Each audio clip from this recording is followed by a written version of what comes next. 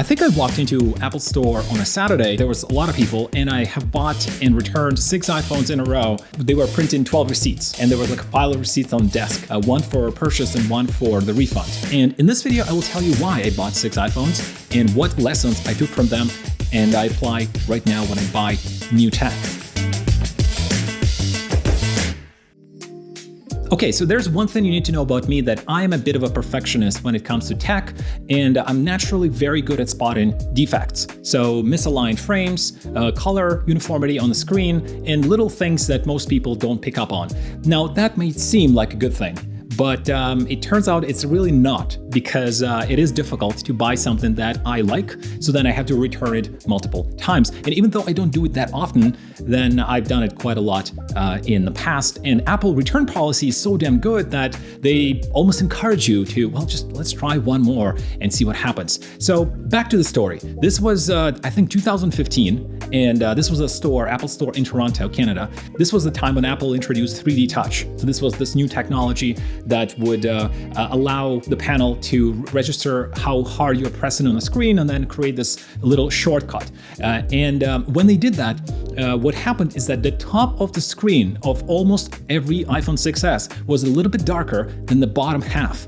And it was very visible when the phone was booting up and you had a Apple logo on the white background. Now, to me, I could see it right away, and a lot of these phones were terrible, especially considering how good the 5 was, the 5S, and all the phones before that. And so I walk in, ask to buy the first 6S. It boots up. I immediately see the defect. I ask for the second one, and then Apple specialist patiently they're getting the new one. And then we got to the 6th one, and there's a pile of receipts on the desk, and there's like a line of people who are patiently waiting behind me. Nobody said a thing, which is, I mean, it's Canada, right? And then I've asked for the 7th one, and Apple employees like very politely, like, actually, we can't do that because you didn't like the 6th one that you've opened up. And at that time, I was like, okay, cool. Then I walked out, and I ended up not buying the 6S. I actually went for the 7 next year, and then that uniformity was perfect with that model. And over the years, I've seen a lot of defects of iPads, MacBooks, iPhones. But then at the end of the day, what I end up realizing is that, look, this stuff is not jewelry. This is not meant to be Swiss watch, Omega, or Rolex precise. It's just not meant to be. There are defects. Apple is doing it at scale. And so I became a little bit more tolerant with what I accept as a little imperfection. So I don't really run to the store every time and like, no, give it to me, like, give me this different one.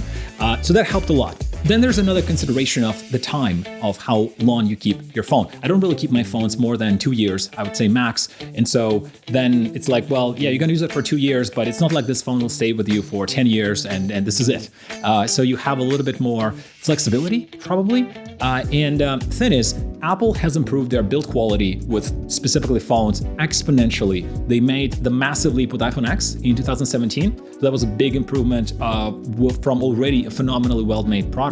Then they made a big leap with 12 Pro.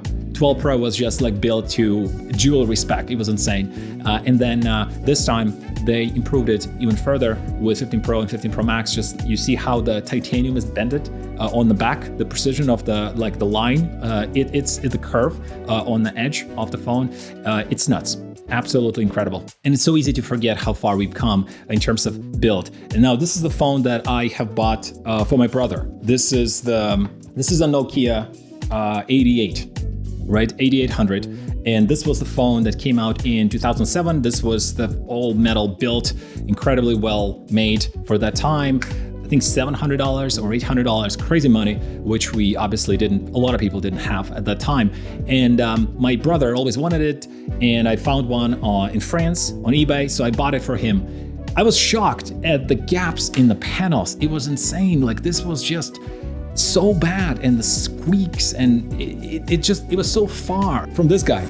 It was so far from the very first iPhone that Steve Jobs introduced in 2007. So it's so easy to forget that we went from these to monoblock design that really changed everything. Thank you guys for watching. Check out the new iPhones. They're incredible.